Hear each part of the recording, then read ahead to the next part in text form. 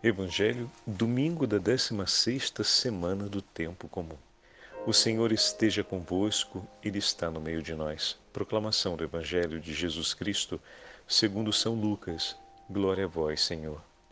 Naquele tempo, Jesus entrou num povoado e certa mulher de nome Marta recebeu-o em sua casa. Sua irmã, chamada Maria, sentou-se aos pés do Senhor e escutava a sua palavra. Marta, porém, estava ocupada com muitos afazeres. Ela aproximou-se e disse: Senhor, não te importas que minha irmã me deixe sozinha com todo o serviço? Manda que ela me venha ajudar. O Senhor, porém, lhe respondeu: Marta, Marta, tu te preocupas e andas agitada por muitas coisas, porém uma só coisa é necessária. Maria escolheu a melhor parte, e esta não lhe será tirada. Palavra da salvação. Glória a vós, Senhor. Domingo da 16ª semana do tempo comum, em nome do Pai, do Filho e do Espírito Santo. Amém. Queridos irmãos e irmãs, a Santa Liturgia hoje nos leva ao 10º capítulo do Evangelho de São Lucas, dando prosseguimento à sequência do Evangelho do último domingo. Nós ouvimos a parábola do bom samaritano e, na sequência da narrativa lucana, a última parte do 10º capítulo é a visita de Jesus à casa de Marta e Maria. Como nós bem conhecemos pela narrativa do Evangelho de João, essa casa se encontra em Betânia. Isso nos permite dizer que estamos em um episódio no seio de uma família que abre as portas para receber o Senhor e receber juntamente toda a comitiva que o acompanha, né? Então podemos dizer que se trata de um texto que nos fala de início a respeito de uma atitude de caridade. Como assim, Padre Fábio? A hospedagem, receber um hóspede, receber alguém que vem de fora, alguém que vem de viagem. A hospitalidade é uma virtude tipicamente cristã. Na antiguidade, os peregrinos que saíam, né, são tantos os nossos peregrinos que partem de vários lugares do Brasil até a cidade de Aparecida do Norte para visitar o Santuário Nacional dedicado à Rainha do Brasil, Nossa Senhora Aparecida, Nossa Santíssima Senhora. Bom, e normalmente a peregrinação nos nossos tempos é uma partida com um grupo, quase sempre em ônibus ou por outro meio de transporte, em uma viagem já direcionada, às vezes com o pouso em algum lugar, ou seja, passando o pernoite em algum lugar, ou muitas vezes o pernoite acontece no próprio ônibus, né? Mas na antiguidade, os peregrinos, eles saíam das suas cidades e caminhavam, às vezes, por uma inteira semana até fazer a visita, por exemplo, à cidade eterna, a cidade de Roma, para ir ao encontro do túmulo dos apóstolos. Então, alguém que saía do norte da Itália, da região da Lombardia, podia caminhar até 10 a 15 dias, o que significava que, por todo esse itinerário, ia precisar, muitas vezes, de uma porta que se abrisse para que pudesse hospedá-lo, seja para as refeições, quando possível, seja para o descanso e, em muitas ocasiões, seja para o cuidado médico, como foi o gesto do bom samaritano. Você parte em peregrinação, você está exposto a tudo, inclusive a cair nas mãos de ladrões. Então, a hospitalidade sempre foi um elemento de grande significado no exercício concreto da caridade. E hoje, na primeira leitura, nós estamos vendo que a bênção do Senhor, declarada pela visita dos anjos, a Abraão acontece por conta da virtude da hospitalidade. Os 3 forasteiros são acolhidos por Abraão em sua casa. São 3 forasteiros com aparência humana, mas são 3 figuras divinas. Na interpretação antiga e dos primeiros cristãos, fez-se ali a imagem da Santíssima Trindade, naqueles três anjos, a interpretação da imagem trinitária na figura dos três forasteiros. Mas, independente da leitura alegórica que nós possamos fazer a respeito desses personagens, o fato é que o texto bíblico exalta com uma bênção de fecundidade o coração que se abre à caridade. E a caridade maior é aquela de hospedar. E o que isso significa, padre? Que a gente tem que abrir a porta da nossa casa para todo mundo? Bom, aqui a gente não faz um elemento metafórico, mas um objetivo, um elemento claro e concreto. Tem duas formas de hospedarmos a pessoa conosco, trazendo ela com toda a amabilidade do nosso coração e dispondo por ela o recolhimento da nossa casa e aquilo que nós temos. Abraão cumpriu os dois gestos. Ele não apenas abriu a sua casa àqueles forasteiros e abriu mão também dos seus haveres, ele mata o novilho, ele prepara de comer, ele faz uma festa. A presença daquele que chega é uma festa.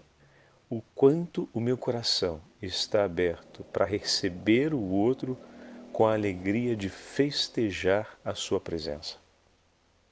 O pai, quando recebe o filho que foi embora de casa, na parábola do filho pródigo, ele tem um coração pronto para hospedá-lo. A gente pensa pouco nesse dado, né?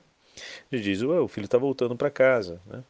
Mas depois do que ele fez e como ele saiu, na verdade, o ato do pai também é um ato de profunda caridade. O lugar do filho está reservado. O Senhor não o recebe como um forasteiro, mas o Senhor o recebe como um de casa, porque é seu pai. Receber como um da própria família.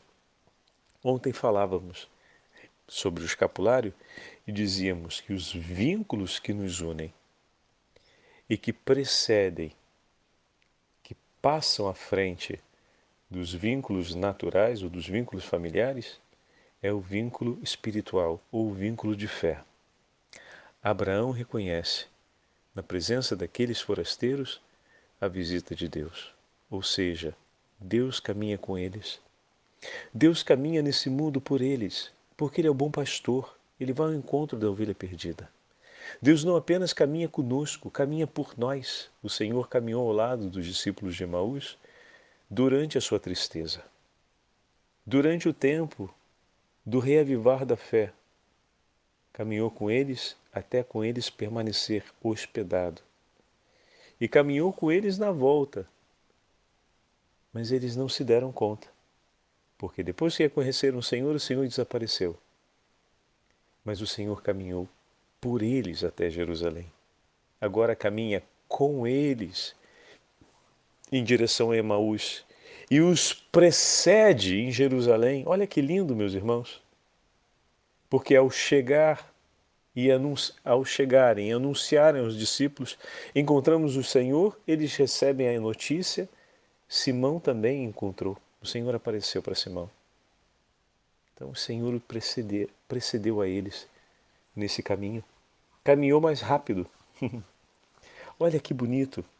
E quando nós falamos de receber o outro, quando recebemos a outra pessoa, recebemos com essa consciência de que o Senhor caminha com ele. Então, ao recebemos também Jesus, mas ainda nos acompanha aquela consciência de que o Senhor caminha pelo mundo como bom pastor à procura da ovelha perdida. E ao recebermos aquela pessoa, recebemos também o pastor conosco, porque o Senhor caminha no mundo por ela. E quando a recebemos, muitas vezes não nos damos conta que é o Senhor que bate a nossa porta com ela sobre os ombros, como uma ovelha ferida. E ao receber aquele irmão e hospedá-lo, e ao dar a ele acolhimento com o nosso coração em nossa casa, estamos também recebendo Cristo. Assim, o pai da parábola do filho pródigo recebe o seu filho. Recebe-o com uma alegria única, E podemos dizer com toda clareza, obviamente a parábola se refere a Deus, a Cristo, como nós sabemos, ao Pai e ao Filho, né? Mas se colocássemos que trata-se de uma pessoa misericordiosa que recebe o seu filho que vem como ovelha ferida, a ovelha que volta, né? O bom pastor que foi lá, que a trouxe de volta. E como o nosso coração recebe e hospeda aquelas pessoas que partiram um dia como filho pródigo? Já meditamos isso quando falávamos sobre o filho pródigo uma vez, né? Cristo, como bom pastor, o acompanha, o busca. E se Cristo foi buscá-lo perdido na desgraça e o trouxe de volta, como eu recebo essa pessoa? Que vem até mim como filho pródigo veio e disse: Pai, perdoa-me, pequei contra Deus e contra ti. Não sou digno de ser chamado de teu filho, mas tenha-me como um de seus empregados. Imagina o que o Senhor faria diante de um filho que chega para ele e fala: Meu Senhor, pequei contra meus irmãos e contra ti. Não sou mais digno de ser tratado como um filho teu cristão, mas tende misericórdia de mim e não me deixe jogado aos porcos, mas por favor, tenha piedade de mim. Como o Senhor receberia um irmão meu e teu que depois de ter aprontado tudo fizesse esse pedido de coração sincero a Ele? Nós já o sabemos. Jesus, o Pai e o Pai o receberiam como o pai do filho pródigo recebeu o seu filho na parábola. E eu e você? Depois que o bom pastor saiu pela noite, em meio às trevas, a gritar por todos os lados, em alta voz, o nome daquele filho, e precipitando no abismo da morte, foi encontrá-lo ali, perdido no vale da sombra da morte, e o tomando sobre si, o trouxe outra vez para o redil. E quando ele chega com aquele filho no redil, diante de nós, trazendo o ferido esfolado em seus ombros, como nós vamos recebê-lo? É assim que nós olhamos as pessoas que voltam até nós e um dia dizem: me perdoa, eu agi mal contra você. E às vezes a gente fala: não é sou eu que perdoo, não, quem perdoa é Deus. Esse tipo de discurso que às vezes a gente faz, né? Sim, eu aceito, mas é preciso que você saiba que nada vai ser mais como antes, porque a gente coloca inúmeras condições, né? E a gente olha pouco para o fato de que abaixo daquela pessoa tem um sorriso do bom pastor que está olhando para você e está dizendo: Fábio, eu o encontrei. Eu estou trazendo nesse estado deplorável, mas eu o encontrei. Alegre-se comigo. Seu irmão estava perdido, estava morto, mas agora está vivo. Não te digo aonde eu fui e o que passei para encontrá-lo. Mas olha para mim. Olha para o sorriso no meu rosto. Ainda tem tanto a cuidar porque as feridas são graves. Mas eu encontrei. O que estava morto agora vive. E como é que você vai responder? Aí você fala: poxa, Padre Fábio, se fossem essas palavras eu ia me comover. Mas como é aquele meu irmão que está falando?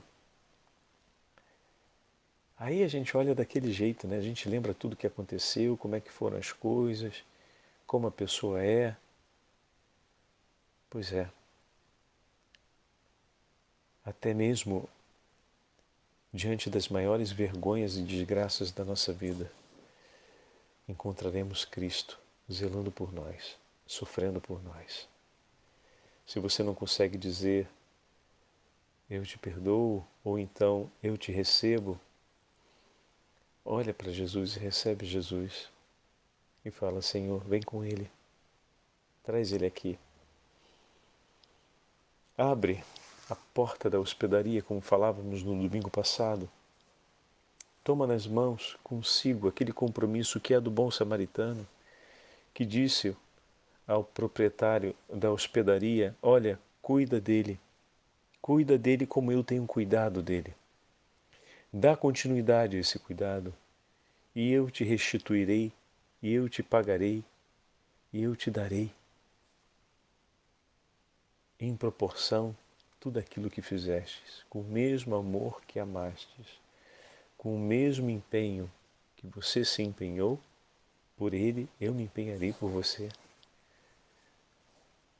Ao menos pela fidelidade e a retidão da declaração daquele que te entrega o que está ferido para que você cuide.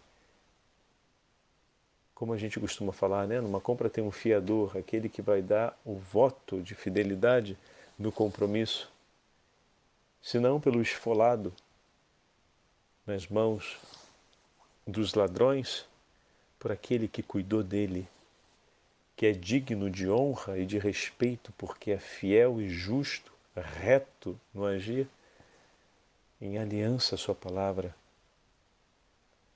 Não nega a chance de cuidar, de hospedar. Não nega a chance de tomá-lo consigo no coração. A hospedagem espiritual e a hospedagem da caridade. A imagem da primeira leitura de hoje é muito marcante e ela se soma diretamente à imagem do Evangelho, porque Marta hospeda Jesus, juntamente com sua irmã Maria, em sua casa.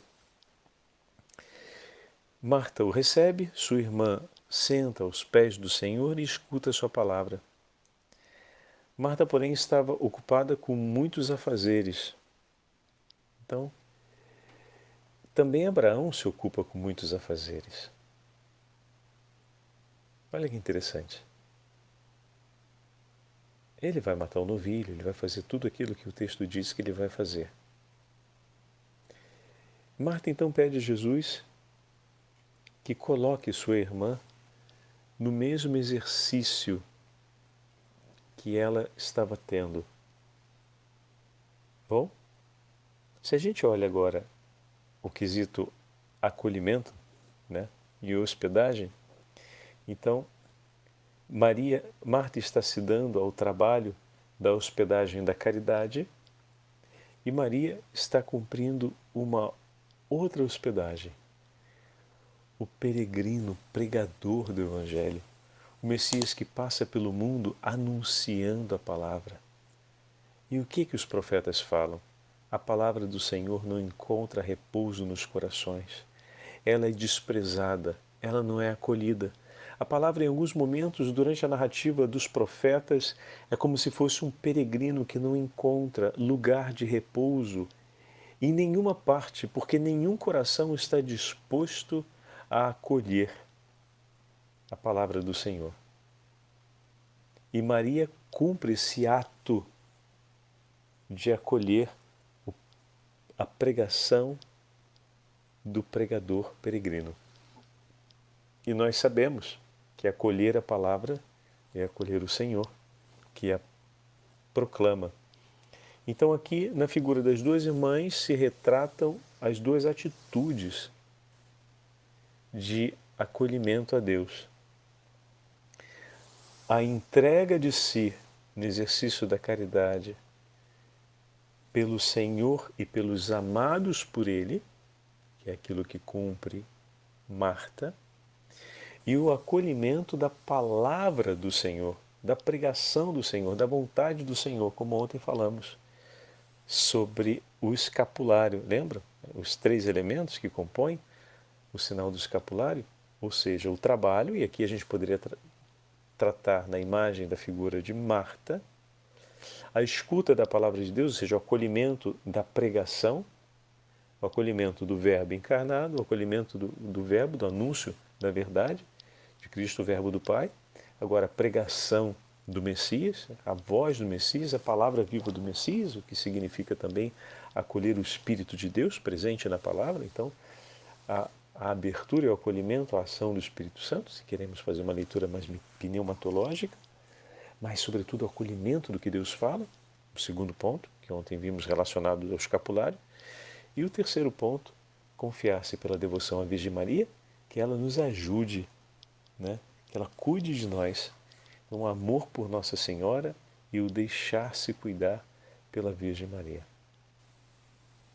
Olha que maravilha, né? Um paralelo tão bonito entre a celebração de ontem e o Evangelho de hoje.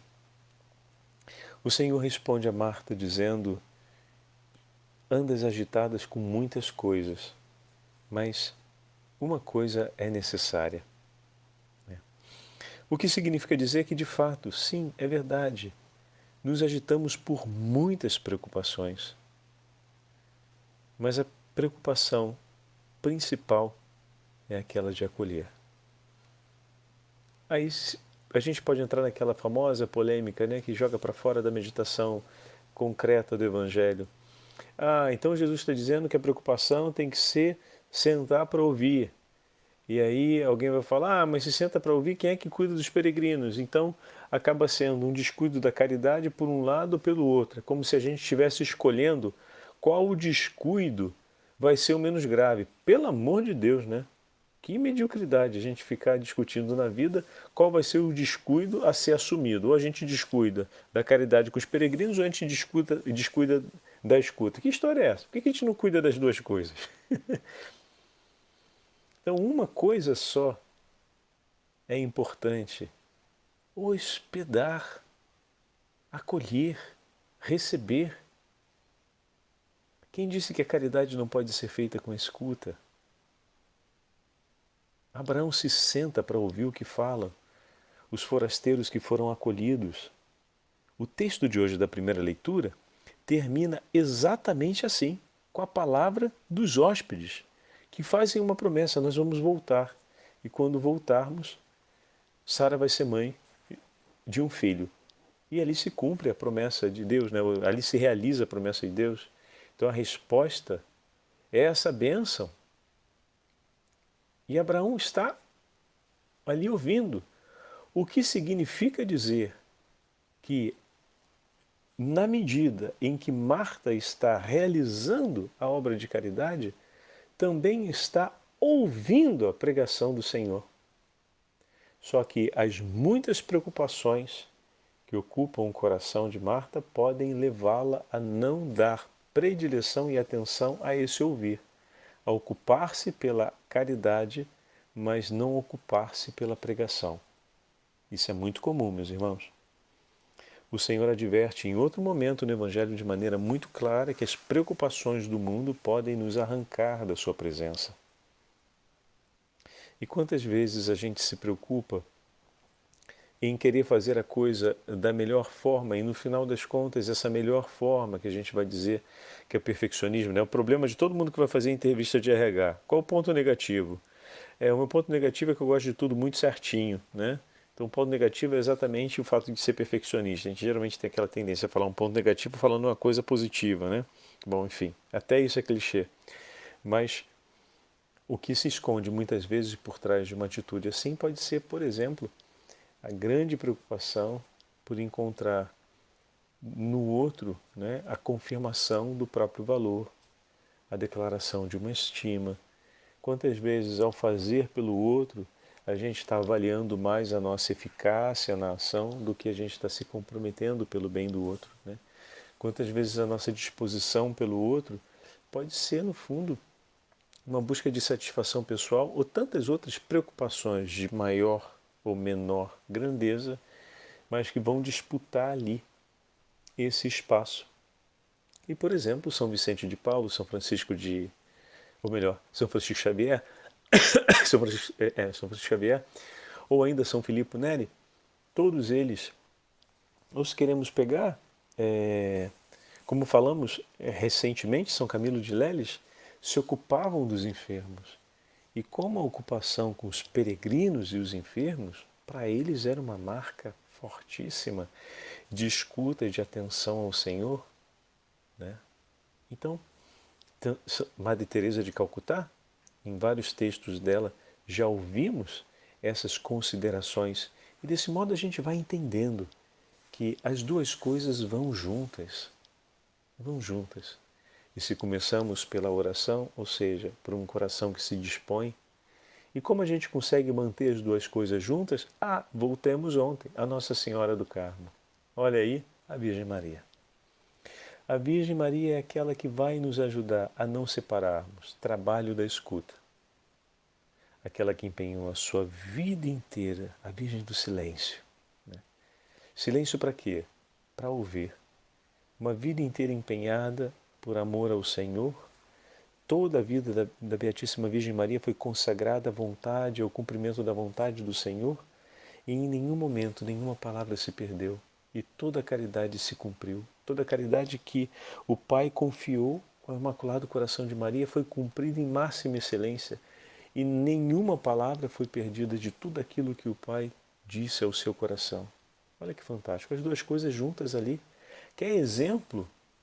A gente tem que ser uma síntese entre Marta e Maria. Muitas vezes a gente vai ouvir isso nas pregações, né? E quem vai ajudar a gente nesse caminho? Qual é o coração que é referência para isso? Quem vai ser a mão que vai nos conduzir nisso? A Beatíssima Virgem Maria. Mais um motivo para a gente abraçar a tradição e a devoção à Nossa Senhora do Carmo, especialmente ao escapulário da Beatíssima Virgem Maria. Escapulário de Nossa Senhora do Carmo. Olha aí, fantástico, meus irmãos, né? Como é que as duas coisas se encontram. E esse domingo nos dá a graça de também colocarmos em prática a nossa devoção à Nossa Senhora.